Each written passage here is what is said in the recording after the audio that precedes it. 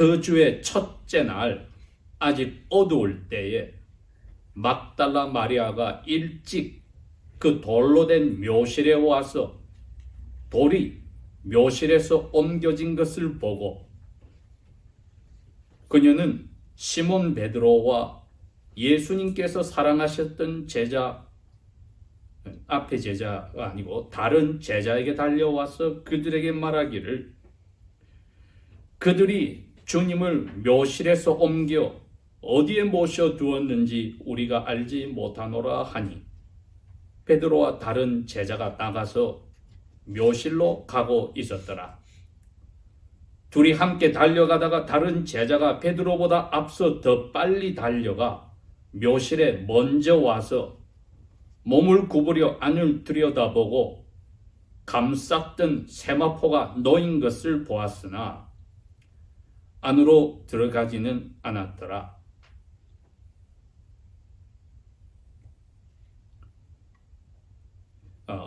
감쌌던 세마포가 개어져 놓인 것입니다. 그것을 보았으나 안으로 들어가지는 않았더라. 마침 그를 따라오던 베드로가 와서는 묘실 안으로 들어가 감쌌던 세마포가 놓인 것을 보았는데 머리를 감쌌던 얼굴 가리는 수건이 세마포와 함께 놓여 있지를 않고 따로 말아서 개어져 있었더라. 묘실에 먼저 왔던 다른 제자도 그제서야 묘실로 들어가서 보고 믿었더라. 하지만 그들은 그분께서 죽은 자들 가운데서 반드시 다시 일어나리라는 성경을 깨닫지 못하였기 때문이었더라. 그리하여 제자들은 각각 자신들의 집으로 갔더라.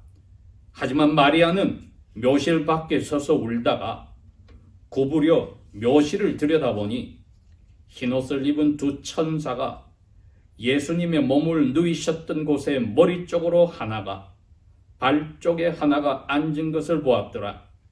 그들이 그녀에게 말하기를 여자여 어찌하여 울고 있느냐 하니 그들에게 말하기를 내 주님을 그들이 옮겨다가 어디에 누이셨는지 내가 모르기 때문이니다 하였더라. 그녀가 이 말을 하면서 몸을 돌이켜 예수님께서 그곳에 서 계신 것을 보았지만 그가 예수님이신 줄을 몰랐더라. 예수님께서 그녀에게 말씀하시기를 여자여 왜 울고 있느냐 누구를 찾고 있느냐고 하시니 그녀가 그분을 동산지기인 줄로 알고 그에게 말하기를 선생님 만약 당신께서 그분을 옮기셨으면 어디에 그분을 누이셨는지를 나에게 알려주소서.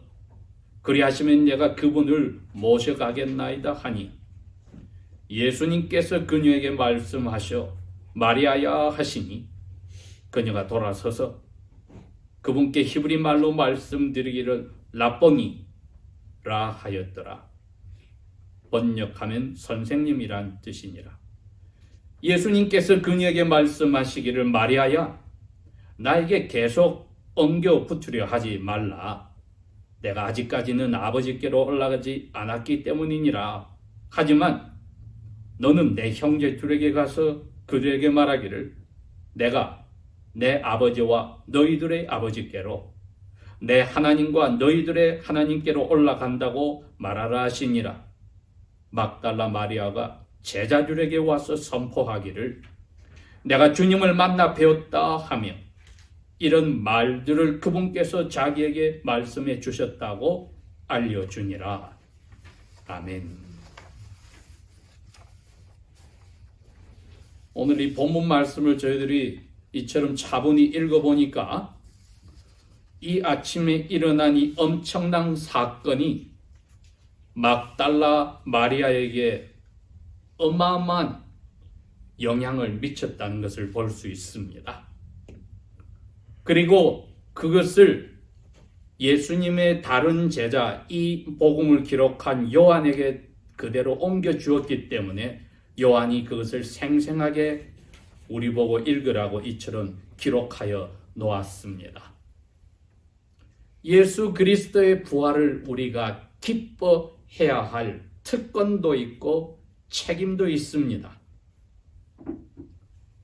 1절에서 18절까지 이 말씀은 죽음의 두려움과 죽음에 관해서 간접적으로 체험한 사람들에게 더욱더 다시 예수께서 죽은 자 가운데서 일어나셨다는 것이 와닿습니다. 우리가 죽음에 대해서 간접적으로 indirectly 체험을 experience 한다는 것이 주로 무엇입니까? 죽음이 우리에게 주는 그 이펙트, 영향입니다. 슬픔이나 그리움이나 안타까움이나 또 죽은 사람과의 살아있을 때의 관계에서 있었던 것에 대한 호혜나 기쁨이나 유쾌함이나 즐거움 등등이 있을 수 있습니다. 막달라 마리아는 예수님의 어머니와 다른 여자들과 함께 골고다 언덕에서 멀리서 예수 그리스도께서 벌거벗겨 나무 십자가에 못 박혀 숨막혀 돌아가시는 모습을 처절하게 가시는 모습을 보았습니다. 희망이 끊어지는 것을 보았습니다. 살아있는 예수 그리스도를 더 이상 존경하고 순종하고 사랑할 수 없는 삶의 제일 중요한 것이 사라진 전망을 보았습니다. 그 맛보았습니다. 그럼에도 불구하고 예수님을 조용하게 따라다녔던 제자인 아리마대인 요셉과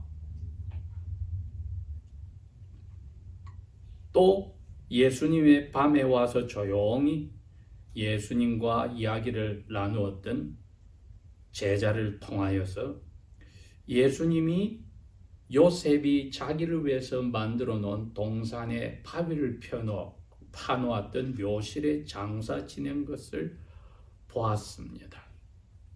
이제 마리아와 그 자리까지 같이 갔던 여자들에게 남아있는 희망이란 썩어서 냄새가 나기 전에 예수님 몸에 남자들이 이미 다 세마포를 싸서 씻어서 보관하셨으니까 자기들도 한번 향수라도 뿌려드려야 되겠다는 것이 마지막 소원이었습니다. 그랬기에 해가 떨어지기 전에 그 다음 무교절 큰 성회가 있으니까 빨리 가서 향유를 다 사서 보관하였습니다. 무교절 성회도 지나고 안식일이 지나서 오늘날로 치면 토요일 한밤중에서 그 다음날 주일날 새벽까지 이 여자분들이 잠을 설치지 않을 수 없었습니다. 평안히 잘 수가 없었습니다. 그러니 예수님께서 사흘밤 사흘낮을 무덤에서 죽은 시체로 누워 계셨을 때에 예수님의 11 제자들은 우리 짐작에 마가 요한의 그 부모님의 집에 다락방과 같은 곳에 같이 모여서 무서워 문을 잠그고 있었고 또 이 여자분들은 자기가 있는 거처에서 사흘 동안에 살아있는 건지 죽어 있는 건지 모르게 그 안타까운 마음으로 빨리 안식일이 끝나서 자기들이 마지막으로 예수님의 몸에 썩기 전에 향유를 뿌려야 되겠다는 그 생각 외에는 없었다는 겁니다. 이것처럼 비참한 희망이 어디 있습니까?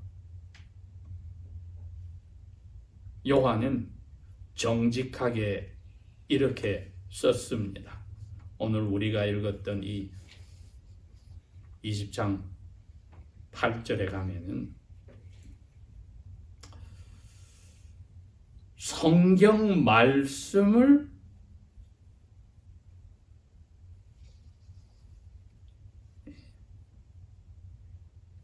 깨닫지 못하였기 때문이었다. 들어가서 보고 믿었는데 9절에 이게 고개가 갸우뚱해졌습니다. 베드로는 고개를 갸우뚱하면서 돌아갔는데 이유는 죽은 자들 가운데서 다시 살아난다고 한 성경 말씀을 이해를 못했기 때문이었다고 했습니다. 예수 그리스도의 제자들이 이 부활절 이후에 죽을 때까지 한 일이 여러분 무엇이라고 생각합니까? 하나밖에 없습니다. 예수 그리스도께서 죽었다가 살아나셨다는 것을 자기들이 눈으로 보고 귀로 듣고 어떤 사람은 손으로 만져보아서 부활의 증인들의 일을 하는 것으로 인생을 마쳤습니다, 여러분. 그리고 그분들을 통하여서 적어놓은 기록을 가지고 우리들도 예수 그리스도의 부활을 그분들이 너무 기뻐서 믿지 못할 정도였듯이 기쁨을 소유하여서 하는 일이, 기뻐하는 일이 예수께서 죽음에서 살아났다는 것을 증거하는 증인의 활동이기 때문입니다. 오늘 제목을 그리스도의 부활을 기뻐하라고 한 것은 증인의 삶을 우리가 어떻게 왜 살아야 하는지를 표현하는 겁니다. 기쁨으로 살아야 한다. 돌아가신 그 오후부터 해 떨어지고부터 향유를 사놓고 사흘 밤낮을 끙끙대는 그 마음이 아니라 또 11 제자들은 마가의 다락방에 문을 잠그고 숨어서 두려워하는 그 마음이 아니라 이제는 이 세상에 두려울 것이 없다 하는 활짝 인생에 대해서 밝고 긍정적이고 소망, 확실한 소망밖에 가진 것이 없는 그러한 삶의 자세를 유지해야 된다는 것입니다. 왜 기뻐하라고 명령을 우리는 받습니까? 첫 번째로 오늘 이 말씀대로 막달라 마리아를 같이 한번 따라가 봅시다. 묘실에까지 갔는데 깜깜할 때 집에서 떠났다고 되어 있었습니다. 슬픈 마음으로 떠났을까요? 기쁜 마음으로 떠났을까요? 슬픈 마음입니다. 깜깜할 때 떠났습니다. 그게 1시간이 걸렸든지 40분이 걸렸든지 묘실에 도착했을 때 다른 여자들과 같이 향유를 가지고 갔더니 거기에 이제 해가 떠오르는 새벽이 되었습니다. 제일 먼저 그 여자들도 마리아도 본 것은 다른 게 아니라 돌이, 분명히 로마 군대가 막아놓았던 돌이 굴러져 있는 것을 보았습니다. 제일 먼저 마리아가 우리가 향유를 뿌려야 될 라비의 시체를 누가 훔쳐갔구나 하는 생각으로 자기가 본 것이 그겁니다. 달려서 베드로와 예수님의 사랑하는 다른 제자, 즉 요한이 숨어 문을 잠그고 있는 그곳으로 가서 그들에게 이야기를 했습니다. 마리아의 생각이 이렇습니다.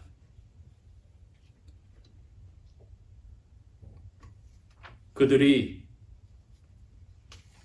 주님을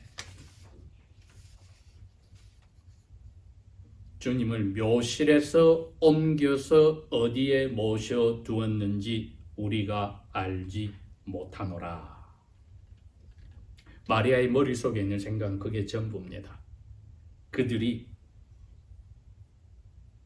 즉 예수님을 못 박아 죽이고 하였던 그 원수들이 주님을 이 묘실에서 옮겨서 어디로 모셔갔는데 훔쳐서 어디 다른 데로 가져갔는데 우리가 알지 못한다. 여자들은 지금 뒤따라오고 있는데 예수님은 그 여자들을 중간에서 만나서 인사를 합니다. 마리아는 아직까지 그걸 몰라요.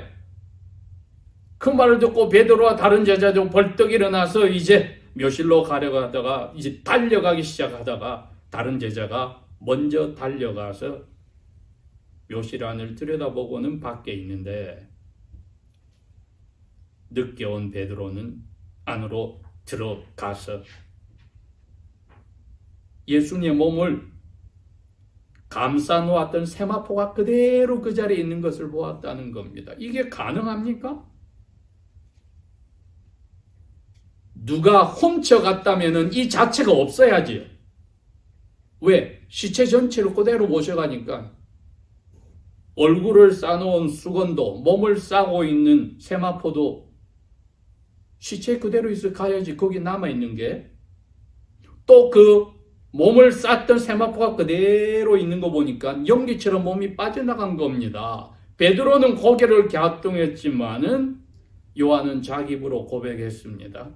보고 믿었다. 영처럼 살아나신 것을 믿었다.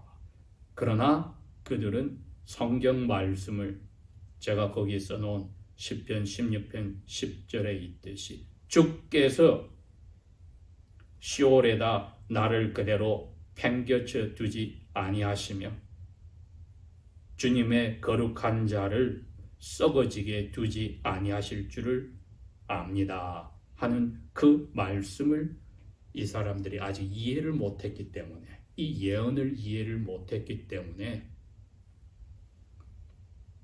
도대체 무슨 일이 벌어졌는가에 대해서 고개를 갸우뚱했던 것입니다.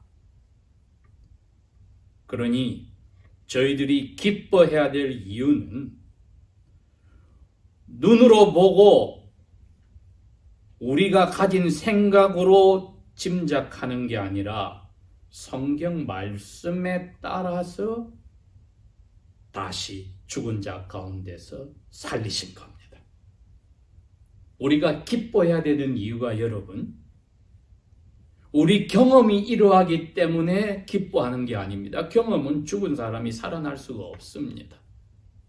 그러나 이 제자들도 마리아도 여자들도 성경 말씀에 따라서 예수님이 죽은 자 가운데서 다시 살아났다는 것. 우리는 그 당시에 그 자리에 없었으니까 이제는 성경 말씀을 읽고 그대로 받아들이는 것 외에는 부활을 증명할 방법이 없습니다, 여러분. 그냥 잉크로 인쇄된 글자가 아니라 생명이신 말씀을 우리가 성경 말씀 그대로 믿기 때문에 기뻐하는 겁니다. 여러분, 이것이 우리의 증인의 삶 속에서 제일 중요한 부분입니다. 말씀을 그대로 믿기 때문에 부활하신 것을 우리는 기뻐한다. 우리가 경험할 수 없는 부분인데 어찌 기뻐할 수 있을까? 말씀이 그렇다고 하기 때문입니다. 말씀과 우리의 삶의 괴리, 갭이 있어서는 안 됩니다, 여러분. 말씀에 우리가 순종하든지 무시하든지 둘 중에 하나로 우리는 날마다의 삶에서 결정들을 하고 삽니다. 말씀에 순종한다면 깨닫고 기뻐할 수가 있습니다. 사도 바울이 고린도 교회에 쓴 편지에 부활에 관해서 15장에 가면 아주 길게 설명을 해 놓았습니다. 15장 3절에서 8절이 이렇게 이야기합니다. 그리스도께서 말씀에 따라서 우리의 죄를 위하여 죽으셨고 말씀에 따라서 장사되셨고 말씀에 따라서 사흘째 되는 날 다시 일어나셨다. 여러분, 이게 우리가 제일 중요하게 가지는 체험입니다. 보이지 않는 말씀이라고 하는 그것이 우리 영혼에 와서 우리에게 확신을 주면은 기쁨이 눈으로 예수님을 만나지 않아도 귀로 음성을 안 들어도 마치 눈으로 보고 귀로 들은 증인들처럼 우리의 마음에 베드로가 고백한 그 믿음에서 나오는 말로 표현할 수 없는 기쁨을 가지게 됩니다. 우리가 이 기쁨이 말씀 때문이란 것을 오늘 제일 저희들이 먼저 붙잡아야 합니다.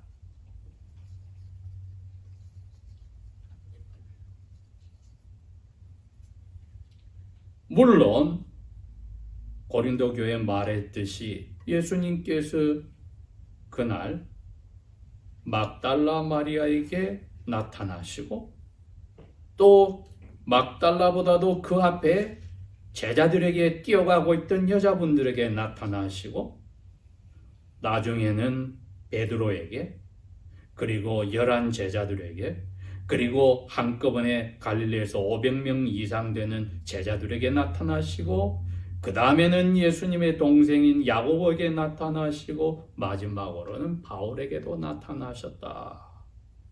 하지만은 바울도 그 당시에 제자들도 그 여자분들도 막달라 마리아도 저희도 말씀에 따라서 예수님께서 죽음에서 일으키심을 받는다는 그 확신을 저희들이 믿음으로 붙잡지 않으면 기쁨은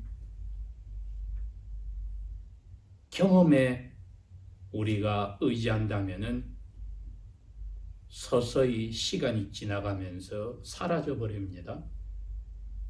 그러나 말씀에 따라서 됐다고 받아들이면 이건 세월이 갈수록 오히려 더 기쁨이 커져나가는 겁니다. 우리가 out of sight, out of mind란 말이 그겁니다. 경험으로 보고 있을 때는 좋아하고 사랑하는 것 같아도 눈 밖에 벗어나면 서서히 잊혀지는데 우리가 그런 경험으로 예수님의 부활을 생각하면 그거밖에 되지 않지만은 말씀에 따라서 이루어졌다고 믿는 순간에는 모든 것이 가능해져 버리는 것입니다. 같은 고린도전서 15장 뒷부분에 가서 바울은 계속하여 예수 그리스도에서 다시 오실 때 이미 그리스도 안에 잠든 사람들이 어떻게 될까에 대해서 궁금한 것을 이야기를 해줍니다. 예수님이 부활을 먼저 설명을 합니다. 우리가 오늘 두 번째로 기뻐해야 될 이유가 여기에 있습니다. 부활하지 않으셨다면 17절에 그리스도께서 부활하지 않으셨다면 너희들 가지고 있는 믿음은 헛거야. 그리고 너희들은 죄 가운데 그대로 있어. 이게 왜 기뻐하는 중요한 이유입니까? 죄 가운데서 그대로 있지 않게 되었다는 겁니다.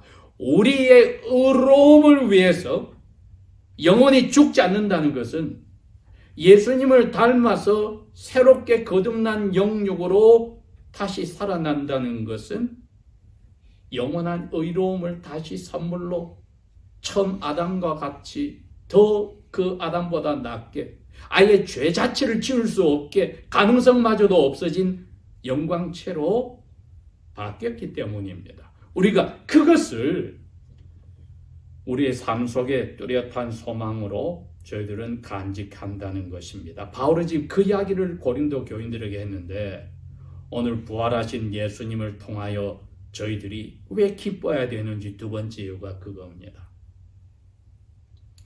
우리가 완전히 죄에서 벗어나 하나님은 영원히 우리를 의롭다고 하신 것 때문에 저희들이 부활 덕분에 기뻐하는 겁니다. 부활은 그렇게 해야만 가능합니다. 안 그러면은 두 번째 죽음이라고 하는 불타는 못에 들어간 것밖에 안 됩니다. 그거는 부활이 아닙니다. 두 번째 죽음입니다. 그런데 부활은 우리가 죄 없는 하나님의 아들, 딸이라는 것을 개런티하는 첫 번째 보증으로서 죽음에서 살아나셨기 때문에 우리가 이게 해결이 나버렸습니다, 여러분.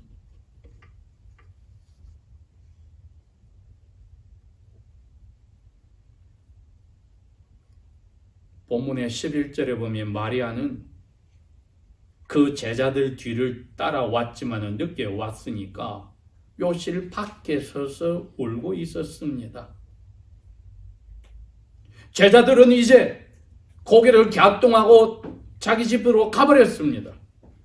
요한은 예수님의 어머니를 모신 마리아를 자기 집에 모셨으니까 마리아에게 자기가 믿었던 것을 이제 저대로 주러 갔고 베드로는 자기 집으로 갔다.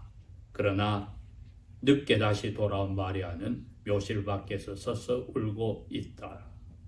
그러면서 무덤 안을 들여다보니 두 제자들이 들어갔을 때 보이지 않던 두 천사가 흰옷을 입고 앉아 있는데 한 사람은 예수님의 시신이 뉘어 있었던 머리 쪽에 앉았고 다른 한 천사는 발 쪽에 앉아 있더라. 놀란 마리아에게 그분들이 묻습니다. 여자여, 왜 계속하여 울고 있느냐? 마리아는 지금 천사를 보고 있는데도 다른 게 아무것도 없어요. 그들이 나의 주님을 옮겨서 어디다 뉘으셨는지 알지 못하여서 울고 있습니다.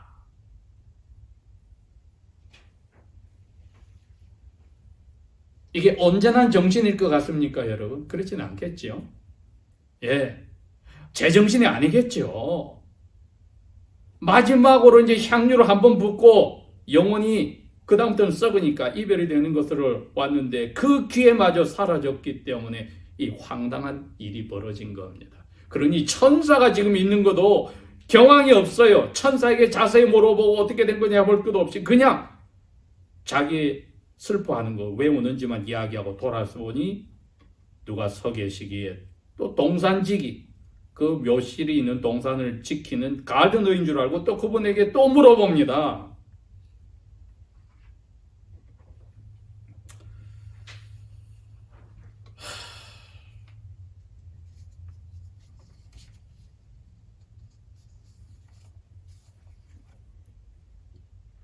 선생님, 만약 당신께서 그분을 옮기셨으면 어디에 그분을 누이셨는지를 나에게 알려주소서.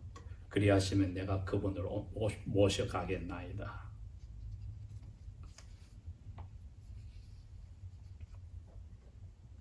가장 극적으로 예수님께서 슬픔과 절망과 이 세상에서 우리 나름대로 꼭 붙잡고 있던 것을 딱 떨쳐버리고 부활의 기쁨을 맛보게 한 사람이 마리아입니다.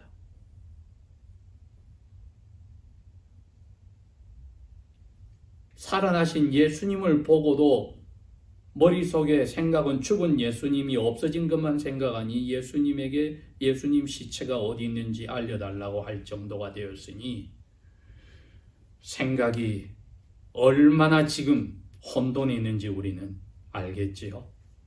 이것이 자칫하면 그리스도의 제자들이 평소에 세상에서 살면서 정신이 빼앗기는 게 이렇게 될 수가 있습니다. 부활하신 예수님에게 초점이 가지 않고 말씀에 따라서 살아나셔서 우리가 모든 것이 하나님 아들 딸로 의롭게 되었다는 것에 초점이 가지 않으면 우리의 날마다 일상사에 일어나는 기쁨과 슬픔과 만남과 헤어짐과 태어남과 죽음 자체에 붙잡혀서 부활하신 예수님에 놓쳐버릴 수가 있더라 이겁니다. 우리 지금까지 신앙생활이 막달라 마리아의 이 부활 새벽의 혼돈의 상태에 얼마든지 들어갈 수 있습니다. 겉으로는 예수님을 사랑하고 위에서 최선을 다하고 마리아 보십시오. 향유를 사놓고 사흘 밤낮을 준비하고 새벽에 나오고 예수님을 위해서 다 한 것 같지만 죽은 예수님에게 향유를 마지막으로 썩기 전에 뿌리겠다는 말씀을 알지도 않고 깨닫지도 않고 부활의 예수님에 대해서 소망도 없으니 신앙생활을 가장 열성을 다하여 최선을 다하여 하는 것 같은데 절망에 이게 참 비참한 모습 아닙니까? 예수님께서 마리아야고 부르셨을 때에 이것이야말로 생명을 주는 살아있는 영입니다. 우리가 말씀을 읽거나 들을 때에 우리의 영혼에 살아계신 예수님의 이 음성이 꽂혀야 됩니다. 그러면은 말씀을 듣거나 읽기 전에 우리를 사로잡았던 마리아가 죽은 예수님에게 향유 뿌리겠다는 그 절망을 붙잡고 있던 우리를 사로잡고 있던 것에서 풀려버리는 겁니다.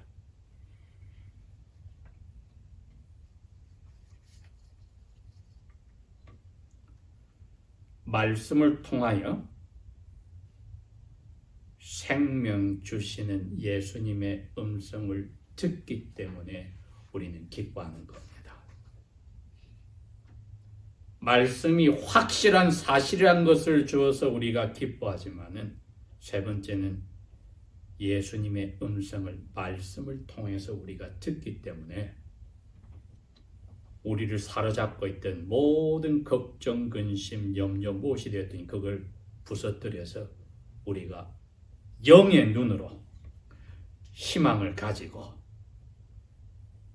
예수님을 기다리고 사랑하고 날마다 그분과 교제하는 자리에 들어갑니다.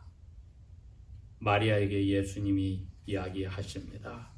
마리아야, 내 몸뚱아리 붙잡으려고 하지 마. 너도 그렇고 나의 사랑한 제자들도 그렇고 이걸 붙잡아야 돼.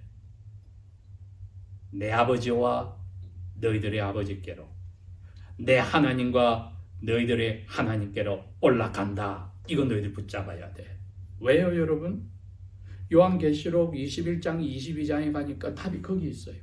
하늘에서 그 아버지가 제자들과 함께 내려오는데 새하늘과 새 땅을 이 세상에 만들어서 아담에게 저주한 죽음이 사라져서 22장 1절에서 3절 이야기합니다. 생명수의 강이 흐르고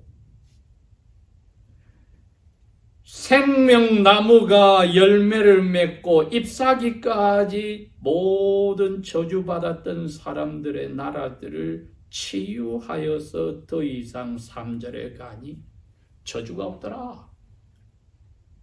창세기 2장과 3장에 말하던 먹는 날에 죽으리라는 죽음의 저주가 없더라. 예수님이 그러기 때문에 내가 너희들 아버지, 나의 아버지, 너희들의 하나님, 나의 하나님에게 가는 거야. 왜? 나중에 너희들을 살릴 때 바로 이 저주에서 벗어난 영원한 삶을 내가 주려고 가는 거야. 이거 알려.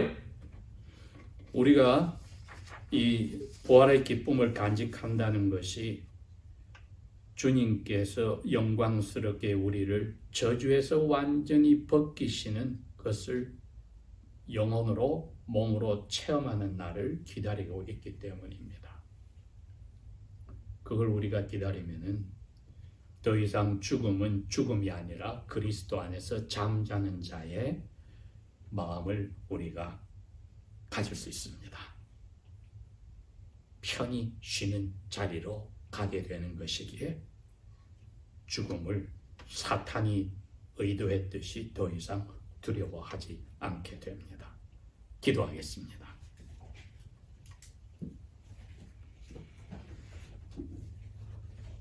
아버지 하나님, 예수께서 부활하셔서 마리아의 삶을 죽음에서 영원한 삶으로 바꿔주셨듯이 우리의 날마다의 삶이 잠에서 깰 때마다 영원한 삶을 간직하고 그날을 소망하고 기다림으로 기쁨이 지배하도록 성령을 통하여 이끌어 주십시오. 예수님 이름으로 감사 기도합니다. 아멘.